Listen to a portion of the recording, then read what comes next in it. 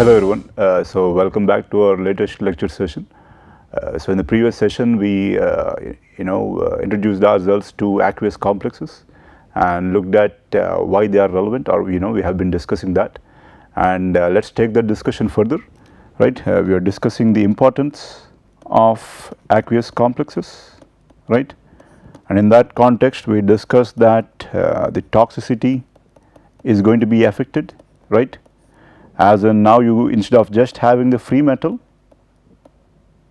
at relatively high concentration, if you add a ligand, you are going to have both the free metal and the complexes, right.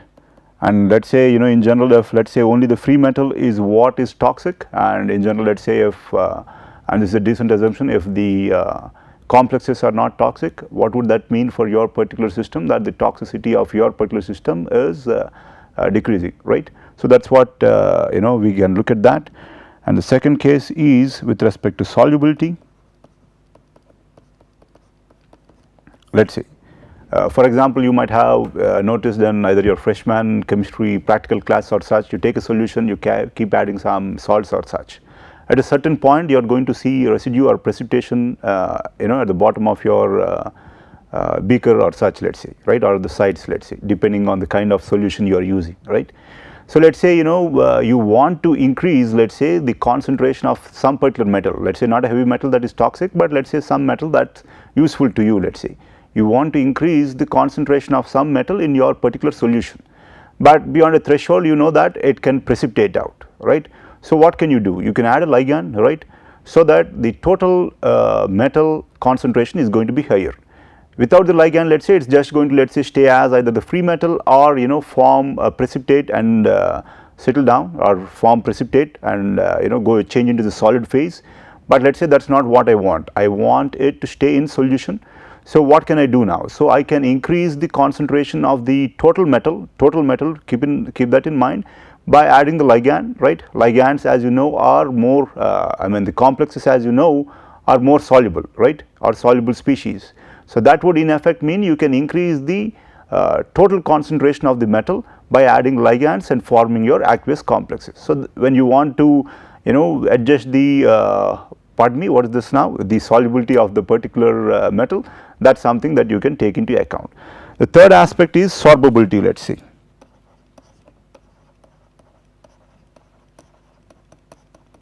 Right. So let us say the sorption or adsorption, let us say it depends on the relative sorbability of the metal, let us say.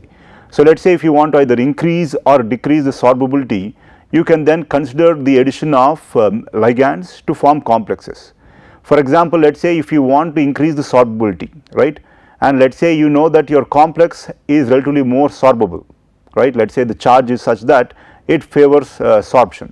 So maybe then let us say you are going to add the ligand so that you have more complexes, and that can increase your efficiency, not efficiency, I guess, the sorbability of your particular system. Why is that? Because in this particular case or that particular scenario that you are considering, the sorbability of your particular complex is higher. But obviously keep in mind it depends on the scenario that you are looking at. Obviously most of them look at charge, right, or charge plays an important role. So let us say if you want to decrease the sorbability, and in a different case let us say the sorbability of your complex is relatively low, right, then by adding the ligand and forming the complex you can decrease the sorbability of your particular metal, right. So again depending on the relative sorbability, pardon me, of your complexes, you can either increase or decrease the sorbability of your particular metals. That is one particular aspect. So three major applications: one is toxicity, right, one is solubility, another is sorbability, right.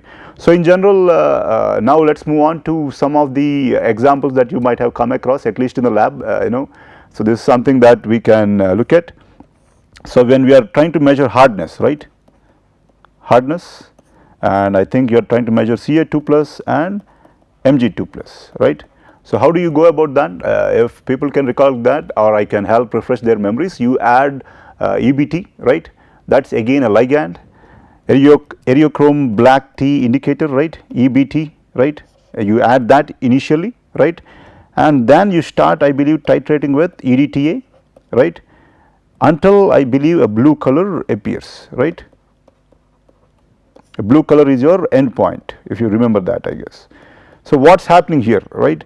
So here initially, again I said EBT is a ligand and also EDTA2 is a ligand. So Mg EBT complexes are formed initially, okay. Magnesium and EBT complexes are formed when you initially add EBT to your solution, right. So then you are titrating with EDTA, right. So that in general leads to formation of a more stronger or stable complex, the Mg EDTA complex, right. So the ligand is replaced here, earlier the complex was between magnesium and EBT. Now with the addition of EDTA, as you are titrating your solution with EDTA, you are now going to end up with what is this now, Mg EDTA complex. So when all the Mg EBT is replaced by or the EBT is replaced by EDTA in your Mg EBT complex, that is when you end up with your blue color, right, and that is the endpoint that you observe. So again that is one particular illustration of where it is, one of your practical applications of your particular complexes, right. So again complexes, they are again ever present in most of your titrations. So before we move further though, one other aspect, so in your COD test, right, you might have seen that you add mercury, right, if you would have paid attention to your test. So why is that though? If you think about that, that is because you want to what do we say, take care of the interferences due to Cl minus. As in, what is your COD test? You are adding a strong oxidizing agent and potassium dichromate, I guess, right, or dichromate, and that can oxidize Cl minus, right. So that can lead to overestimation of your COD, yes. So you want to remove the interference due to this Cl minus, as in Cl minus, right, can be oxidized by what is this now, your potassium dichromate, right, yes, but you want to remove this particular interference. So that is why you add mercury, right. So the complexes are formed between Hg2 plus and Cl minus, thus you are now removing the interference from Cl minus on your COD test, otherwise the Cl minus can be oxidized to the various forms of oxide forms of Cl, right. So that is obviously another example of why you would add or practical example of your complexes. So now we move on to the next aspect. We need to now decide, am I going to look at kinetics, right, or am I going to consider equilibrium, right, or do I need to consider both the aspects, right. So in general acids and bases, we mentioned that the relevant half reaction lifetimes are, right, half lives are of the order of milliseconds, right. So in this case they are not as fast, but they are still pretty fast. They are, let us say, in general order of, let us say, a few seconds to minutes. So in general they are still, for most practical purposes, they are relatively fast, right. So seconds to minutes, unlike acids and bases, they do take more time, right, or the relevant reactions are relatively slower compared to acids and bases, but for most practical purposes, the formation of your particular complexes are relatively fast, right. So thus you can consider that for most of the systems that you see, kinetics do not play an important role. Why is that? Because they are so fast that you more or less mostly end up with equilibrium, right. So again, similar to acids and bases, now we are going to discuss equilibrium in much greater detail, right. Again, why is that? Because the kinetics are in general relatively fast enough such that they end up reaching, or the system ends up reaching, the equilibrium, right. So here now the major aspect is, they are relatively fast, and that is why we are going to look at equilibrium, or we achieve equilibrium usually, and that is why we are going to discuss equilibrium now, right. So equilibrium, I guess, before we go further, if people looked at the relevant textbooks, I think Stum and Morgan, right, water chemistry by Mark M. Benjamin, and aquatic chemistry, I believe, by Brezonic and Arnold, or any other book, let us say, when you are discussing complexes, right, you would have different kinds of coefficients here. If you remember, equilibrium coefficients is one concept we looked at, right. What is an equilibrium coefficient now?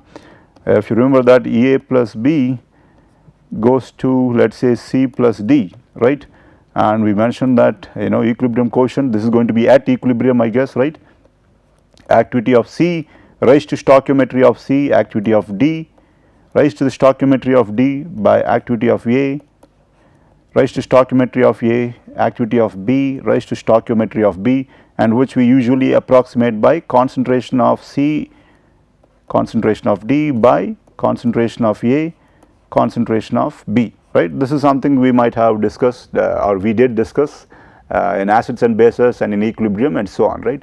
But here though we have different ways of different types of coefficients depending on, you know, is the ligand and or the ligand and metal, you know, going from one step or two step, right, or is it, let us say, protonated ligand or deprotonated ligand. Anyway, let me write that down and hopefully it is going to be more clearer here.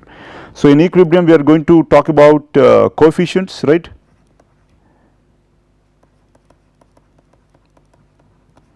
So we have different cases. One is stepwise, right, and another case would be direct, okay. And in this case of stepwise, right, I am going to have a deprotonated ligand,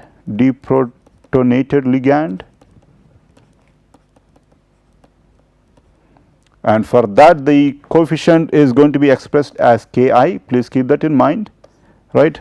And the other case is when I have a protonated ligand, pardon me, and that I am going to represent by Ki star. And if I am assuming it is a direct reaction, again which I am going to, you know, explain further, keep in mind that there are different coefficients here when we are talking about equilibrium for complexes, one for stepwise, one set for stepwise, one for direct, one for protonated ligand, one for deprotonated ligand, I guess. Anyway, stepwise, again here too we have what do we have here, let us say I will call this 1 deprotonated ligand, and that is going to be beta here, and here let us say if it is protonated ligand it is going to be beta I star. Anyway, different coefficients would be available in different books, so you just need to be aware of what it is. Let us say if a book says it is beta star, let us say, what is it that you are referring to, or which reaction are you referring to, or which complex are you referring to. The complex might be such that it depends upon the relevant products, and that you can glean from the relevant coefficients.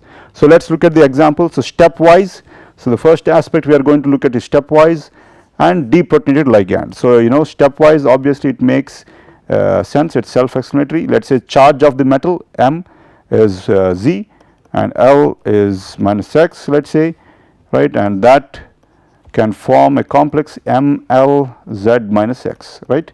And an example will be Al3 plus is my metal, let us say, and it is going to react with the deprotonated ligand OH minus, and it can form Al OH, and the charge is now going to be 2 plus, right. This is one complex. So again stepwise, right. So again I need to go from MLZ minus X plus another ligand L minus X. It is now going to be equal to ML, let us say 2 and Z minus 2X, right. Again this is the generic form, you know, it is obviously flexible depending upon how you write the coefficients or such. So what does that mean? So here it is going to be Al OH 2 plus charge plus OH minus, again stepwise, right, it is stepwise. Al3 plus first forms Al OH 2 plus, and Al OH 2 plus again reacts with, not reacts, let us say, okay, reacts with the deprotonated ligand OH minus to form Al OH twice and plus 1 charge, I guess, right. And again the next aspect will be again similarly ML2 Z minus 2X plus L minus X can go to ML3 Z minus 3X, and an example here would then be now Al OH twice plus OH minus, right, would then go to Al OH thrice 0 charge, right. So again stepwise, so here we will have K1 coefficient for this, K2 and K3, right, K1, K2 and K3, right. So here you have metal and you have a ligand. So here when you talk about coefficients in terms of equilibrium coefficients in terms of just K, what does it mean? Al3 plus going to Al and reacting with OH minus and going to Al OH 2 plus charge and then stepwise addition one after the other.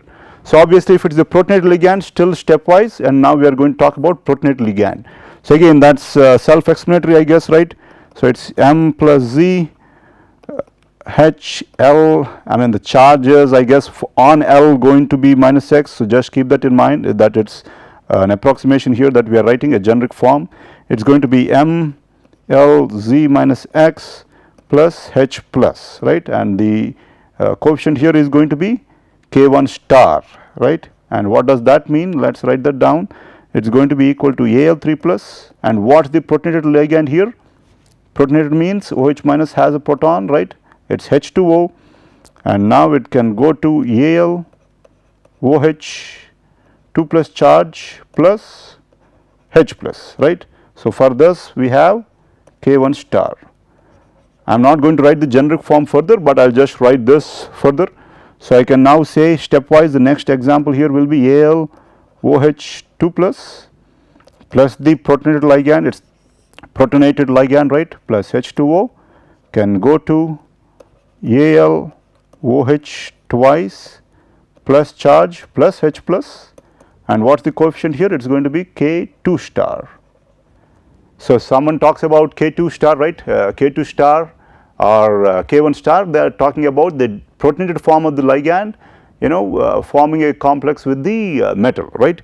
So the last set would now be Al OH twice plus the protonated ligand, which is H2O, right, would go to Al OH thrice no charge plus H plus, and that's going to be equal to K3 star, right. So obviously it's self-explanatory once you understand one aspect, right. Now we are going to move on to the second aspect, which is the deprotonated ligand, but the direct addition, I guess. Again it's self-explanatory, so let's see what it is that we are up to here. So now I am moving on to the direct addition. Here I looked at stepwise addition, as in one complex and then addition of only one ligand to that complex, again one complex, another addition of one ligand. But here it's obviously going to be a direct addition. So let's look at what that is, I guess, right. So the first example is going to be similar, right. M plus Z plus L minus X is going to be equal to M L Z minus X. So the coefficient is going to be beta 1, right. Again the example is let's say similar here, and I will write that down. Al3 plus OH minus goes to Al OH 2 plus. But let's say for the next case, let's say the formation of the next complex, it's not stepwise anymore. Now it's direct addition, as in Al3 plus 2 OH minus goes over to form or forms Al OH twice plus charge, right, a direct addition, right. Earlier we had only one stepwise, but now we have a direct addition, and same case for the next particular complex Al3 plus 3 OH minus will directly form Al OH thrice, right. So again the key is that we now have a direct addition of the, or we are considering what do we say, that there is a direct addition of the ligand, again beta 1, beta 2 and beta 3, right. So generic form, maybe if I can write that down, M plus Z plus 2 L minus X would go to M L2 Z minus 2X, right. Again direct addition, right. What is the generic form? M charge is plus Z, let's say 3 L minus X would go to M L3 and Z minus 3X. Anyway, generic forms you can play around with it to get a form that suits you better, but again here we are talking about direct addition of the ligand, right, to form the relevant complex, unlike earlier where we just talked about a single step addition. So one complex will then lead to the formation of the other complex and so on. So let's obviously again write down the protonated ligand. So that's again self-explanatory. I will start with my example, I guess, right. So it's Al3 plus what is it now, H2O will form what now? Al OH2 plus H plus, and what's the coefficient here? It's going to be beta 1 star, right? I'm doing away with the generic form. And here again it's the protonated ligand, that's the key here. It's the protonated ligand and direct addition. So the next complex 2 can be formed from direct addition. What is that, or how is that? I guess that's going to be equal to 2H2O, right? And that's again going to form Al OH twice and plus charge plus 2H plus, right? And again Al3 plus 3H2O will form Al OH thrice no charge plus 3H plus, and obviously the coefficients are going to now be beta 2 star and beta 3 star, right? Again, it might seem a bit confusing, but it's just a combination of two aspects. One is when we have stepwise, and one is when we have stepwise and direct, and the other is when we have protonated and deprotonated ligands, right? So different books have different coefficients, so you should be able to understand what's what, and go from there, but there, I guess, right? So again, one other aspect that you need to consider is when you solve for the equilibrium, right, you usually choose components. So when you choose components, if you choose in such a way and the relevant coefficients in such a way, it can simplify your particular solution further.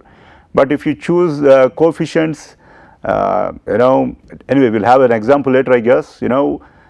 Depending on your choice of what do we say coefficients, you can either end up with a very complex calculation or a relatively simple calculation, right?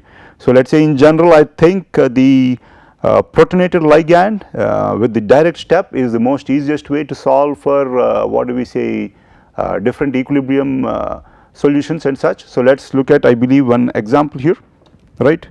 Anyway, before I go for examples, I guess I need to talk about the strength of complexes.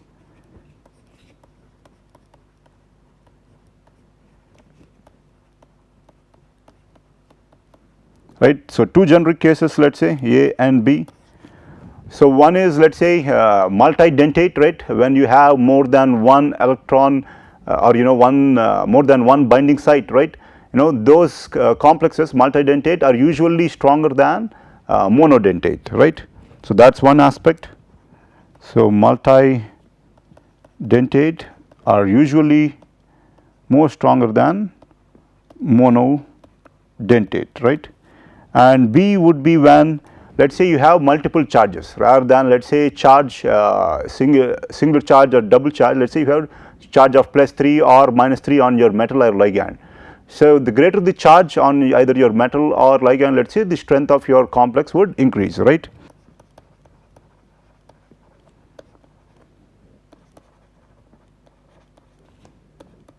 So that's one particular case, I guess.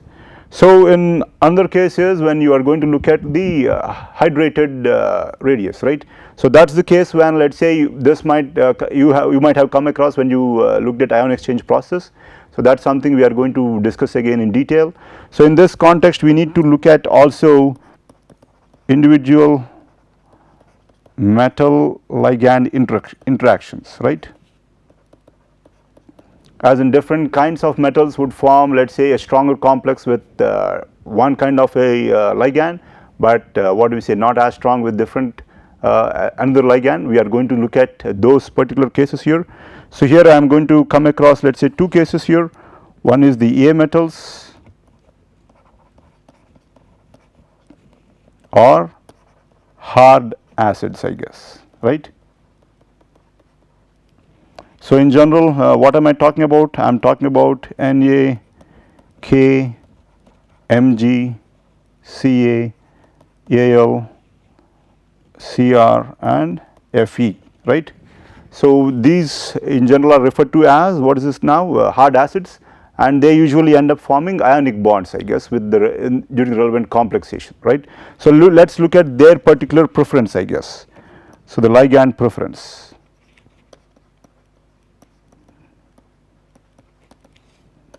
So they would prefer F greater than oxygen, or the strength of the complex anyway would be greater in this order.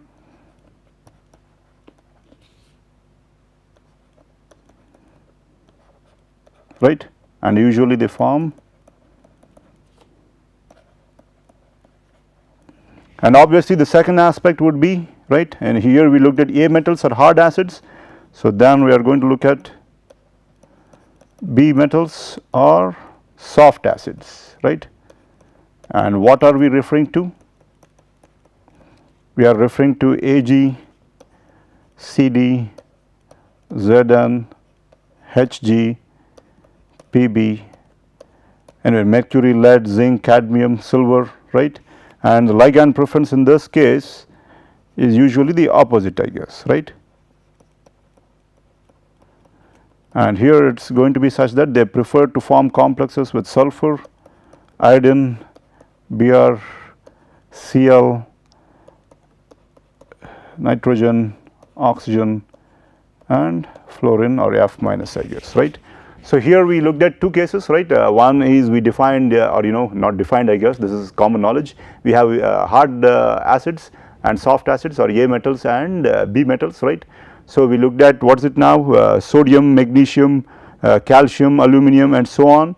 So they have a particular preference for the ligands, and that is something that we listed as an F greater than O, nitrogen, bromine, iodine, and sulfur, right. But if it is the B metals, usually it is the reverse order. They would form stronger complexes with sulfur than with let us say oxygen, right. So this is something for you to keep in mind. So in general, what are the aspects? They are the strength of the complex are depend upon, as in multidentate is greater than monodentate, right. So that is something we just talked about.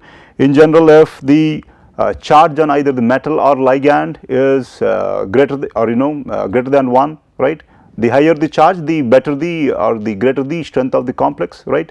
And then we also talked about the hydrated ionic radius, right, and that is something we need to consider. And then we talked about the ligand preference for A metals and B metals, right.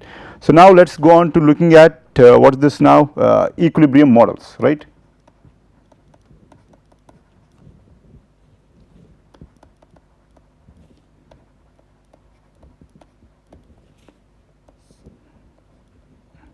Again, you do not need to mug these up, but the key is that for you to be able to understand, develop that intuition, I guess, right. For example, as easily as you know which acid is, let us say, a stronger acid or a weaker acid, you should, let us say, at the end of the course be able to understand, which complexes are relatively more stable or which are more stronger. Let us say, right, ionic radii, so it has a concentrated charge, let us say, right. The smaller the ionic radii, thus the greater or the stronger the complex. And again, that is something you would come across in ion exchange process too. Or obviously, if the greater the charge, the greater the complex, and that is something that is logical too. But with respect to A metals or B metals, obviously there is a preference here. So now equilibrium models, pardon me, and how do we go about that? Again, this is similar to what we talked about. Everything with respect to equilibrium models we can solve by getting it done with respect to component balance, right. Again, component, you define components, right, or you first identify the species, then define the components, right, get in the tableau, write the total component concentrations, right, and then solve for the relevant what do we say, variables. So let us look at one example here that I have, right, and I think we are going to look at Al3 plus, right, or complexes of aluminum, I guess, right. So how do I go about this now? So first I need to identify the species, right, and what are the species here? So first it is always going to be H plus and OH minus, right, and then the free metal, and then you are going to list all the different complexes. So let us say initially you are not sure, you can look at some of the books that you have and list the complexes based on the number of coefficients that are listed, right. So for aluminum you are usually going to have 4 relevant complexes. So let us list them, let us say. So let us say we are just looking at it, our solutions in water, right. So I am going to have H plus and OH minus, and then Al3 plus, and the other, after addition of one particular ligand, AlOH2 plus and AlOH twice, right, with plus 1 charge. This is twice,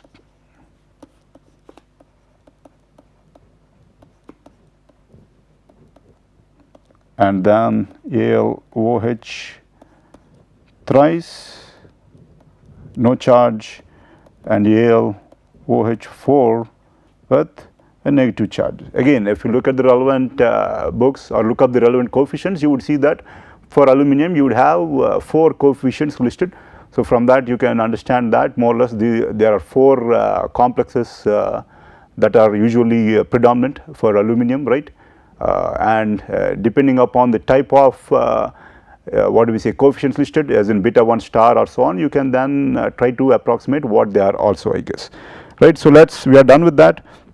So now I need to come up with my particular components, right? And obviously again similar to acids and bases, right? What do we choose?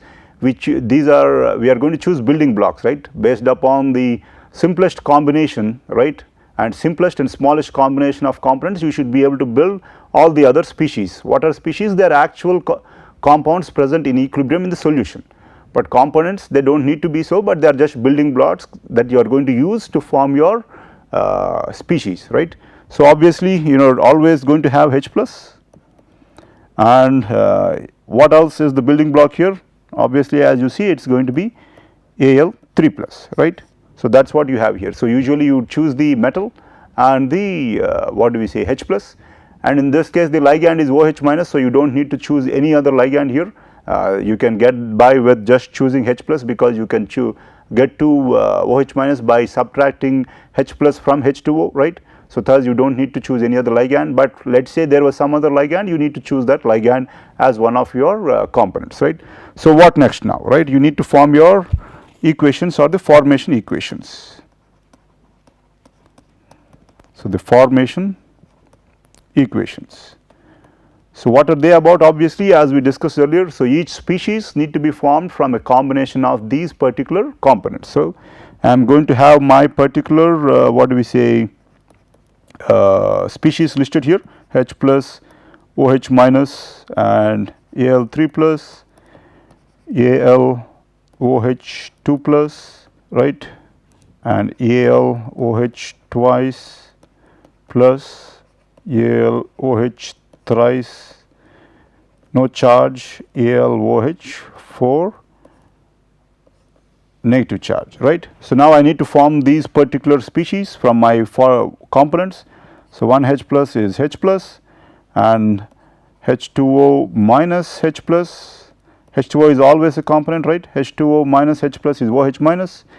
Al3 plus will form Al3 plus, and how do I end up with AlOH twice here? Let us say I can write it in different forms. So let us say I can write it as Al3 plus H2O will lead to AlOH twice plus H plus, right. This is something we know.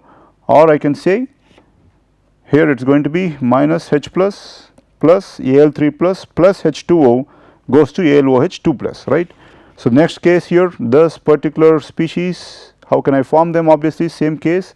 So it is Al3 plus 2H2O minus 2H plus, right, plus 2H2O minus 2H plus, and how can I form this? It is Al3 plus 3H2O minus 3H plus, right, and again Al3 plus 4H2O minus 4H plus, right. And now I can go ahead and get done with my tableau, right. And here I am going to list all the components here, and my 2 components are, in this case I only have 2 components, Al and 3 plus, H plus and Al3 plus, pardon me, and then I am going to list all the species as different rows, H plus, OH minus, Al3 plus, AlOH2 plus charge, AlOH twice plus 1 charge, AlOH thrice, and AlOH4 1 negative charge, right. So from these formation equations I can obviously come up with my particular tableau, right. So 1 and 0, that is what I see here, and here again it is minus 1, obviously because H plus has a minus 1 coefficient here, and 0, and here it is going to be, again how did we come up with OH minus? Look at the relevant formation equation. To form one OH minus you need minus 1 of H plus, right, and that is why I plug that in here. And do you need any Al3 plus to form OH minus? None, so that is why we have 0. and this is something we covered earlier too, right. And for Al3 plus you need 0 H plus and 1 Al3 plus. How are you forming AlOH2 plus? How are you forming AlOH2 plus? You need 1 Al3 plus, that is what I am going to write here, and you need minus 1 H plus, right. So similarly for all the other cases, how can I form AlOH2? I need 1 Al3 plus and 2 or minus 2 H plus. And how do I form AlOH thrice? 1 and minus 3, 1 and minus 4, right. So from this, let us say, I can now write my total component balance equations, right. So what are these total component balance equations here? We just have two components here, it is going to be H total and Al total. So let me write that down here rather than the next slide, so that we understand that further. So I will write that Al total, right, is going to be present as, so this is nothing but the sum of this particular set of concentrations here is going to be present as Al3 plus free metal plus concentration of AlOH2 plus, right, plus concentration of AlOH twice plus AlOH thrice 0 charge plus AlOH 4 negative charge, right. Again, where did we get this particular equation from? From this particular tableau or the component balance, right. So similarly now we are going to have H total, right. I am going to write that in the next particular slide, I guess, right. So H total, what is that equal to? It is equal to H plus concentration, right, minus OH minus concentration, right, and I think nothing for Al3 plus, and let me just write down all the complexes so that I do not need to go or jump back and forth. AlOH, AlOH twice with a negative charge, right, and AlOH thrice with no charge, and AlOH 4 with a negative charge, right. And obviously the coefficients, if you remember what they were minus 1 here, minus 2 here, minus 3 here, and minus 4 here. Let us go back and check that. So that is what you see here, minus 1 for AlOH2 plus, you need minus 2 H plus for forming AlOH2 plus, minus 3 and so on, and that is what I plugged in here. H total is nothing but H total equal to H plus minus OH minus and minus 1 times this, minus 2 times this, and so on, right. And again, where did we get that from? From our total component balance equation. Similarly, we had Al total was equal to Al3 plus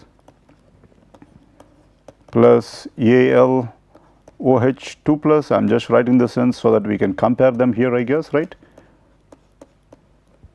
AlOH thrice 0, so I messed one here, AlOH twice with a positive charge and AlOH 4 with a negative charge, right. So again, how will this component balance help us? It is because let us say you know that the total aluminum is always going to be constant, I mean other than unless you change the scenario, right. So depending on pH, let us say, or such, will total aluminum or Al total change? This won't change. Why is that? The individual concentrations of these variables will change, as in this can increase, others can decrease, and so on, or this can decrease and the others can increase, and so on, right. But the total aluminum or the total component concentration is going to change, and that is the key. I was just trying to refresh your memory. So based on this, you have different applications. So I guess we will look at that particular applications in the, or those applications in our next lecture session, and be done with our complexes, and then move on to the next aspect, which is precipitation and dissolution, right. And thank you, that is it for me for now.